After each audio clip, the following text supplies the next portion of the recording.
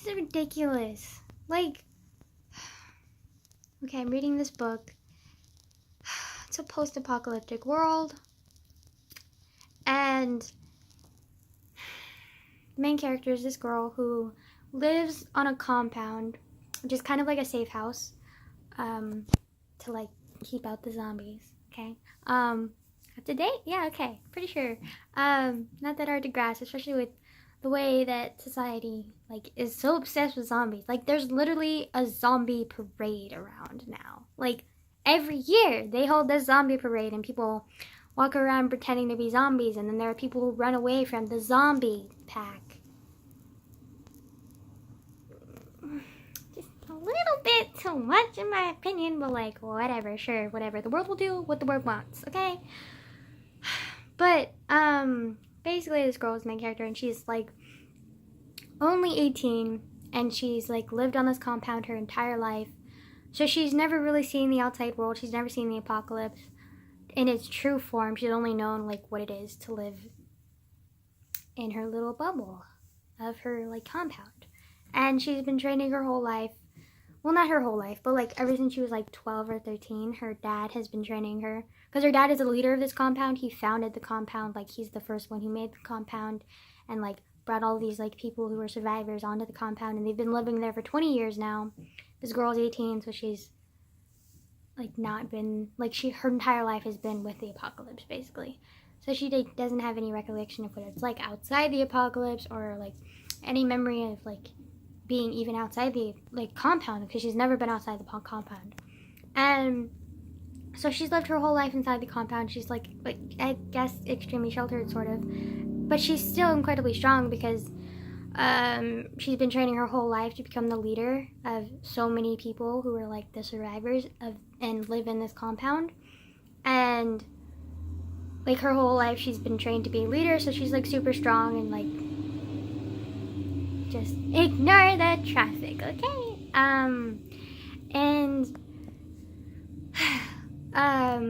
But one thing that like is really hard for her to deal with is that her father has cancer, so he's gonna die basically. And she's a nurse too. I forgot to mention that she's a nurse. And she's a nurse, and she's been taking care of and plus she's training to be a leader, so she's been taking care of like all of the like food rations and like all of the training for like the security teams. Like she's been taking care of all of that for like 13, 14, 15, 16, 17, 18, 5 years. She's been taking care of that for 5 years. I don't know, she trained for 2 years, and then the last 3 years she was working on it. Working on like being the leader, like, and like taking care of all of like issues and stuff, and like regulating people. But because she's been trained to be such like a leader when she was younger, she's like not really the most social person. Like she's not very friendly with people. She cares about her people, like she really does. Like you can like tell kind of from her point of view, like she really cares about her people. She's just like afraid to show any weakness because she knows that her people doubt her, because a lot of them don't see what she does because she kind of hides in the shadow of her dad, who's the like actual like proper chief. But she does a lot of the brunt work for like the leadership and stuff, because like she's training and everything, and she's like getting ready to like become the actual leader and make the big decisions, because right now she's just kind of running things. She's not actually leading anybody. And but when she finds out that her dad has cancer, like she freaks out and is just like, I can't cure him, because like she's a nurse, but she doesn't have like the proper medicine, and chemo won't work anyways because like it's just not worth it. So she knows her dad is like on a time limit, and then she's on a time limit too, because that means when her dad dies, like she's on a time limit to like become the leader. So she has even more pressure on her, and she's like trying her hardest to like support her people and like work for her people and blah blah blah. And they have no idea because she does it all like in secret. Like the only thing they know that she does is she consults with like the council, which is basically like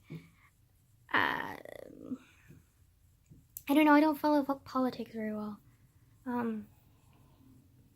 but like it's basically a democracy that they have going, and they have like a whole group of people, like the council and then the leader or whatever, so it's kind of like a presidency and then the rest of the people. I can't remember what that's called though, like literally it's really bad that I don't remember my own government, like but anyways, she like just like talks with the council a lot, and she like works with her dad a lot, so they can see that, and they can also see that she's a nurse and she takes care of her people when they're like wounded or sick or whatever. But like they don't know what she truly does, like that she literally like runs the entire operation like almost single-handedly, and they don't like realize this. They just think that she's like a little girl who's like pretending to be like bigger than she actually is, and she doesn't really like show her emotions and is not really nice to anyone because she's like so scared to like show any weakness because she knows they doubt her. So that makes them even doubt her even more because they think she's just putting on the front to pretend to be stronger than she is, which kind of sucks in my opinion because she's actually really strong and level-headed and intelligent, and she knows what the fuck is up. Like, she's been running that place sole-handedly for 5 years at least, I think. Or no, 3 years. But she's been training to run it for 2. And like, just the lack of like appreciation and respect from them just aggravates me so much. And then, like throughout the story, like you follow her, and like I just increasingly get more and more frustrated with her because like, or her people, because like they just totally just blatantly like dislike her and don't treat her with the respect that she deserves, because she is a leader. Like, she's a true leader. Like, she knows what she's doing. She cares for her people, and she thinks about every single one of them, even though none of them care about her. None of them understand what she does for them. And then eventually like her she meets this guy who's like a survivor from like the outside in the apocalypse world, and he comes and he's like talking about like the zombies and how he like wants to like eliminate them, and like how he thinks that's possible because like the zombies are very human-like. As much as that sounds weird, they're not super strong. They're not like, they don't have like super senses. They don't smell very good, like very well. Like, they're not like some zombies in other like post-apocalyptic worlds. Like, they're just like, they're literally just have human bodies that are slowly decaying, and then like they don't have like cognitive function, so they can't think like the way that humans do. And then they also like don't feel pain because all they can think about is their hunger for like flesh and blood. So like, even though they're like thoughtless animals, like they don't like have the strength that like, they don't have more strength than the next human. Like, you know, the only reason that they're so scary is because they like eat people and there's mobs of them, so like they're packs of them attacking you, you know. And they don't give up. They don't like grow weak because they're basically dying progressively faster. They're decaying faster than like an average like human body, and all they care about is like eating. And so basically they're just kind of like, they have the same strengths as they have the same strengths as the next human. They just like have animalistic urges, and like, yeah. So he was saying how they're slowly dying off though, because apparently like a lot of those surviving humans have like gone into compounds similar to the one that girl has, and just like are hidden away, and like the zombies are like brainless like humans basically, so they don't know. They're just kind of like wandering around looking for food, but their food isn't available because they're all hidden and barricaded in compounds. So they're just kind of like, well shit, like and a lot of them are slowly like starving to death and dying off because they have nowhere to eat. Like, they have nothing to eat. Like, they've eaten like pretty much all of the animals and everything, and like the humans are all like barricaded in compounds. I mean, sure, if the packs were smart enough, they would find the compounds and attack compounds, and sometimes that does happen, but it's pretty rare. So like, that hasn't been happening, and so he was saying how he thinks a lot of them are starting to die off, and so he's trying to kill some of them too. And sorry, like my nose really itches right now.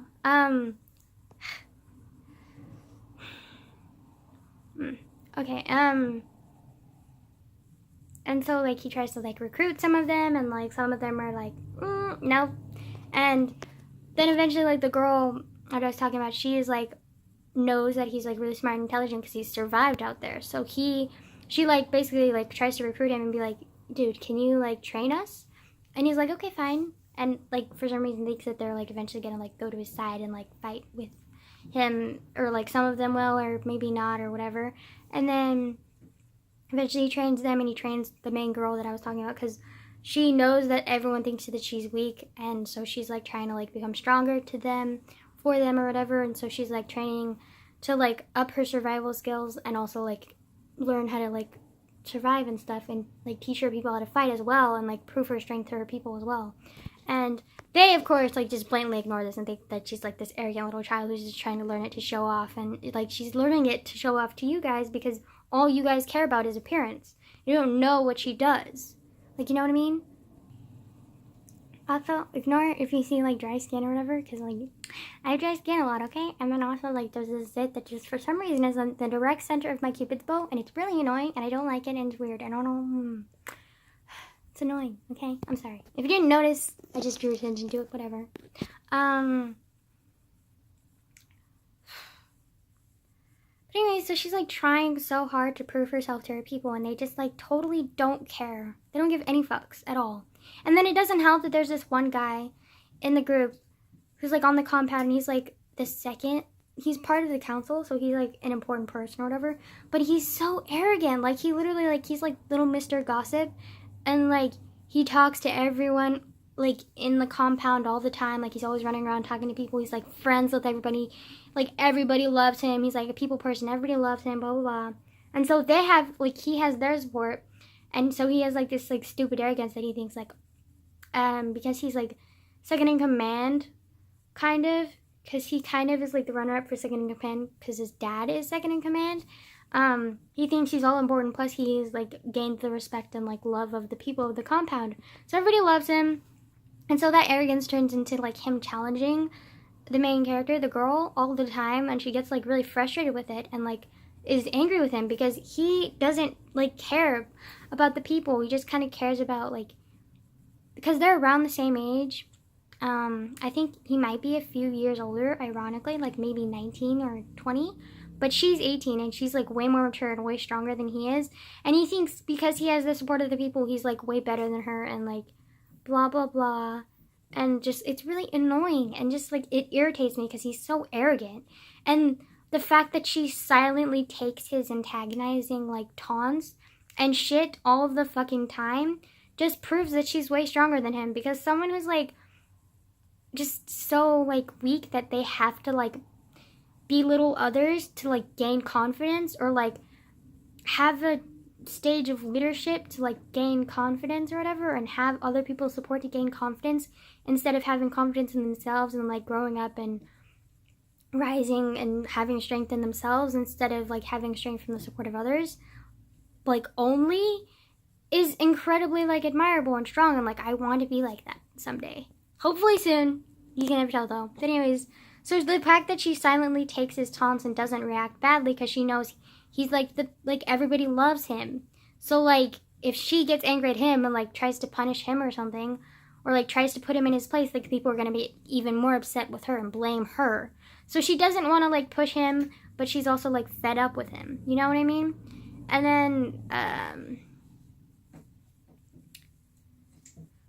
so aside from that dude, like, she's dealing with, like, the lack of support from the people, and then that one dude who's, like, fighting for her place in leadership, and it's just so irritating, because he, like, doesn't deserve it. He's so arrogant, he's so stupid, like, he's weak, too, like, he just, like, he doesn't get survival, because I remember when the survivor dude was training them, because he didn't just train the girl, he trained, like, a lot of other people, because she said she wanted, like, at least 10 other people to know the survival tactics that the survivor dude knows, because, like, she thinks that would be important, and it's actually smart, and it's a very leadership tactic, you know? Like, she's thinking about her people. And, of course, little dipshit dude is just kind of like, oh, I don't think I need to learn anything from this dude. Like, he's lived by himself. Like, what can he teach us? And I'm just kind of like, are you serious? And then when he finally does start to like warm up to the dude and like get all arrogant again, like, and he's like learning how to fight with swords and stuff, like. And of course, his favorite weapon is a gun. I'm just putting that out there. His favorite weapon is a gun. Like, Do I need to mention anything? Like, just, favorite weapon is a gun. Like, that seems so nice. Like, honestly, I mean, I get it. Weapons, like, especially, like, military arms, like guns and stuff, like, are important. But, like, they're also, like, to me, like, one of the weakest weapons, because they're a machine. Like, you don't, like, you press, like, they're just, I feel like you can get so swept up in, like, in the, like, weapon of a gun, because, like, it's so, like, easy to use, and it's so powerful, and, like, you don't really need much training to shoot a gun, and just, it's just sad. But, and I think, like, knives and, like, other weapons, like, I think they're way more, like, admirable because, like, they defend people, but they're also, like, they take a lot more training and dedication to learn them. And, like, even though they're more, like, archaic and they're kind of, like, outdated, like, I still think, like, that swords and, like, knives and stuff are, like, really important and, like, way better weapons to me than guns. But, I mean, that's just my opinion. Ow. My finger hurts. Okay. So this girl is dealing with that, and she's also dealing with, like, the dipshit who's, like, trying to take her place, and then, she ends up, like, talking more with the survivor, and her survivor understands her because, like, he deals, like, with a lot of stuff, too, and they're talking about the apocalypse and having to deal with the apocalypse and stuff, and having to deal with loss because her mom, like, died giving birth to her, I guess. And then her dad is going to die, so she opened up about that, and they started opening up and getting closer to each other. And then eventually they realized that they had feelings for each other, the survivor and the girl. And then, but this is really difficult for both of them because, like, the survivor, like, has this little mission in his mind that he's going to save the world or help save the world by killing the rest of the crawlers or the zombies. And then the girl, she has a duty because she thinks that she needs to be the leader because she, like, that's what her dad has always wanted for her, and she feels like that's, like, his only wish, and, like, she needs to be the leader because it's what she's trained for her entire life, or the majority of her life, for 5 years of her life. And so she doesn't want to give it up, and, like, she feels like she needs to be there for her people. But then she gets frustrated because she's trying to take up the leadership position because unfortunately her dad dies. And, like, it's very, like, heavy for her. And then the next day, like, she has to take up his leadership position. So she's talking to the council and she's talking to her people.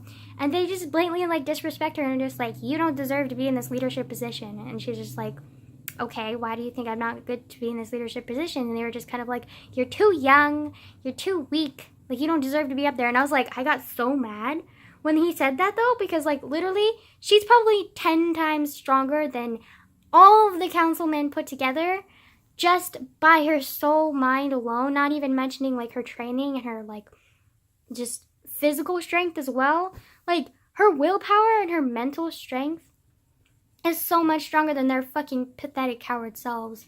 And, like, it was so frustrating because they don't see what she does. Like, the food in their bellies, it's because of her. Like, the shelter that they have, it's because of her. Her keeping the entire system together. And they don't give any shits. And it's just so hard for me to, like, read because, like, she's trying so hard and her people just, like, don't care. Like, they don't care. They don't see what she does for them, and she can't prove anything to them because all of the things that she's been doing for years. And so, like, they just probably just think it's, like, a collective, like, thing that it just, like, happened because her father was there. And, like, just, it's so frustrating to, like, read. Having to, like, her just fighting for these people and, like, protecting these people when they just don't care about her. And then, so she's, like, coming to the conclusion. I haven't finished the book yet, but she's, like, coming to the conclusion now that she's gonna have to sacrifice her position. And she has 2 trusted colleagues, like, her dad's, like, the security leader. Like, he's really strong and she likes him. And he's been, like, a second father to her. And then there's the second in command, who was in second in command, and her dad's best friend when he was alive. Like, she trusts both of them. So she was like, I can't be leader anymore because, like, the people literally hate me. So you guys can take my place. But it was a really difficult decision for her because she trained for this basically, like, the majority of her life. And her dad was so, like, insistent on it. And, like, wanted that for her, like, more than anything. And, like, she felt like it was, like, her, like, life purpose to be there. Like, and it's just sad because, like, her own people turned against her and, like, don't appreciate what she had done for them and what she was doing for them currently. And so, for them, she sacrificed her leadership. And they probably won't even appreciate it. They probably just like, good, that ignorant, like, stupid young bitch is gone. Like, they don't even understand what she's done for them. Like, and she's a hero unsung. Like, she's gonna leave that compound, or she's gonna, like, sacrifice her leadership and probably be shunned by the majority of the people and, like, disrespected probably even more. And they're not, like, gonna, like, appreciate it. Like, only her closest companions who, like, truly understood her, knew who she was as a person and what she did for everyone, are the only ones who are gonna understand and know her story and be able to tell that story and sing her, like, song of, like, leadership and heroism. And no one else is gonna know because they were too cowardized and blind to see it. Like, it's so frustrating because she, like, just, her story deserved to be heard. Like, she deserved that position. Like, she deserved everything that she was denied. Like, she deserved happiness, and they just were just not. The only thing that is good about this situation, even though they're so,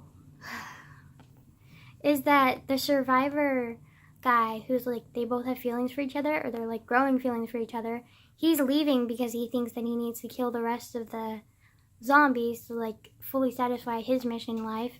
And since she's basically being kicked out of the compound, like, she can join him and, like, be happy, and, like, maybe they can pursue their feelings for each other. But, like, that wasn't the main purpose of the story. I think the main purpose of this story was, like, discovering yourself and, like, discovering what it means to, like, sacrifice things for other people, even if it's something that, like, you cared about more than anything. Like, you still need to sacrifice it, because if the world is against you, then, and even if it's against you for the wrong reasons, like, sometimes you need to bow down. And it's frustrating because, like, although I knew she wouldn't be happy because, like, she was sacrificing her growing feelings for that boy, or the survivor guy.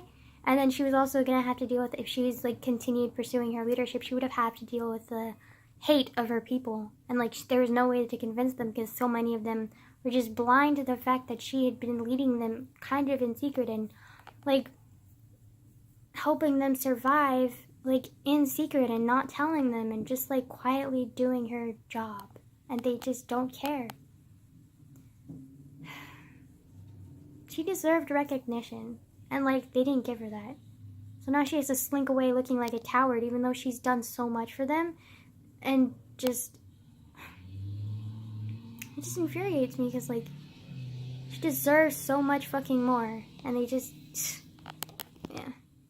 Also, like, sorry if this is, like, way too much, but, like, I get really into my books because, like, I don't know, maybe it's just because I'm really sensitive, but, like, when I'm reading a really good book, like,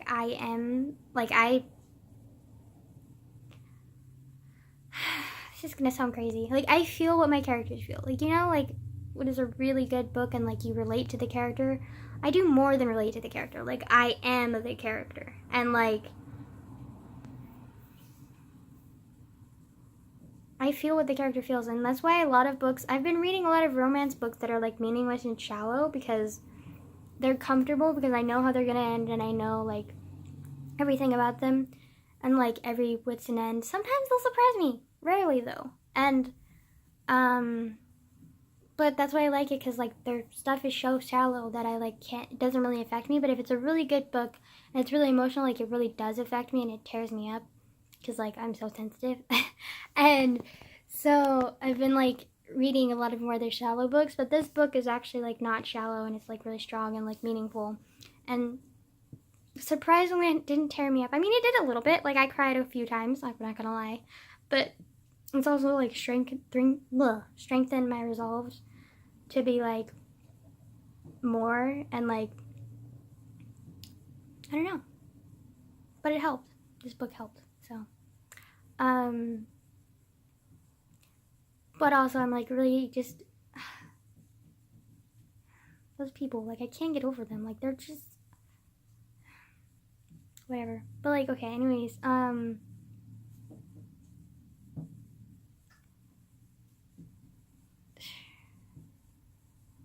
was gonna say something, but it's gonna get political, so I'm not gonna do it. Also, I have a Trump supporter in my audience. I have to think about that, so I'm not gonna say anything. Okay, anyways, goodbye.